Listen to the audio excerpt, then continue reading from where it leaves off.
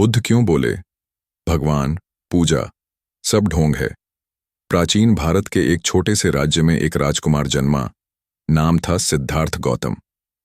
जन्म के समय ही भविष्यवाणी हुई कि यह बालक या तो महान सम्राट बनेगा या सन्यासी होकर सत्य की खोज करेगा। पिता ने चाहा कि वह सम्राट बने, इसलिए उसे हर प्रकार के सुखों में पाला गया। लेकिन जीवन की सच्चाई कितनी देर छिप सकती है।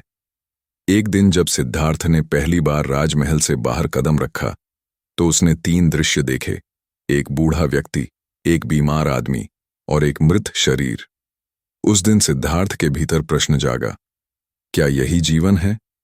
क्या हर व्यक्ति बूढ़ा, बीमार और अंततः मर जाता है?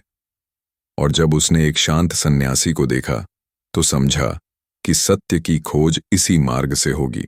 जब प्रश्न उठा, भगवान कौन है? सिद्धार्थ ने जंगलों में, गुरुओं के पास, योगियों के पास, कठोर तपस्या में हर जगह भगवान को खोजा। वर्षों की तपस्या के बाद भी जब उत्तर न मिला, तब उन्होंने समझा, सत्य कहीं बाहर नहीं, भीतर है। उन्होंने ध्यान किया और बोधि वृक्ष के नीचे ज्ञान प्राप्त किया।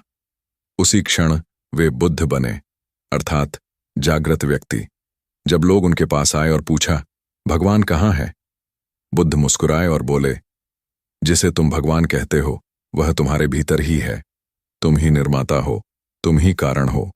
जब तक तुम बाहर खोजते रहोगे, तुम अंधकार में भटकते रहोगे। बुद्ध का विरोध क्यों था पूजा और भगवान से? बुद्ध ने कभी यह नहीं कहा कि भगवान नहीं है। उन्होंने कहा कि जिस भगवान को तुमने बना रखा है वह झूठ है। लोगों ने भगवान को मूर्तियों, मंदिरों, जाति और कर्मकांडों में बांध दिया। पूजा, यज्ञ, दान, व्रत सब इस सोच से करने लगे कि भगवान प्रसन्न हो जाएगा और दुख मिटा देगा। बुद्ध ने कहा, अगर भगवान प्रसन्न हो सकता है तो वह ईर्ष्यालु है। अगर वह नाराज होता है तो वह अहंकारी है। और अगर वह रिश्वत से खुश होता है तो वह न्यायप्रिय नहीं। उन्होंने कहा, भगवान को खुश करने की कोशिश मत करो, खुद को जागरूक बनाओ। बुद्ध के अनुसार पूजा, हवन या मंदिर जाना गलत नहीं है, परंतु यदि वह जागरूकता के बिना है तो वह सिर्फ ढोंग है। अगर मन में करुणा नहीं, प्रेम नहीं, सत्य नहीं, तो पूजा किस काम की? बुद्ध का वास्तविक संदेश, धर्म नहीं, जीवन ज्यों। बुद्ध ने कहा, धर्म कोई पूजा पाठ नहीं, बल्कि एक जीवन शैली है।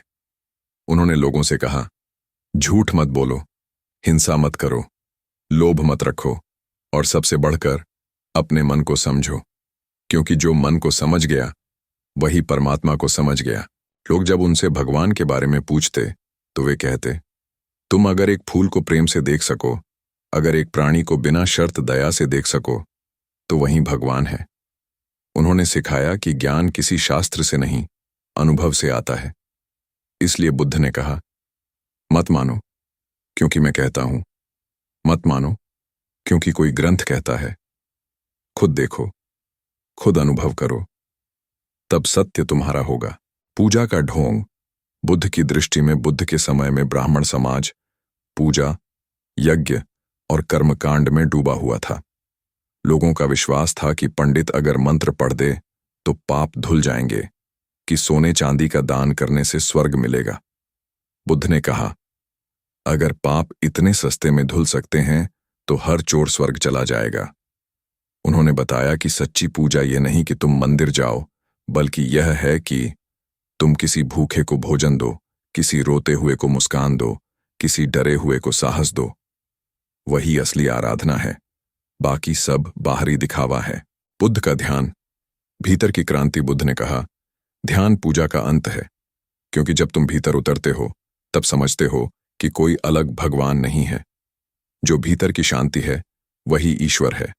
जो करुणा है वही प्रार्थना है। जो मौन है वही मंदिर है।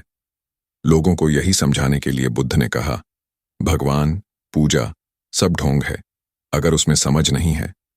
यानी जब मन अंधा है तो भगवान भी अंधविश्वास बन जाता है, पर जब मन जागरूक है तो बिना किसी पूजा के भी जीवन एक आराधना बन जाता है। जब बुद्ध ने यह कहा तो पुरोहितों ने उनका विरोध किया। उन्होंने कहा, यह व्यक्ति धर्म का नाश कर देगा। लेकिन बुद्ध बोले, मैं धर्म का नाश नहीं कर रहा,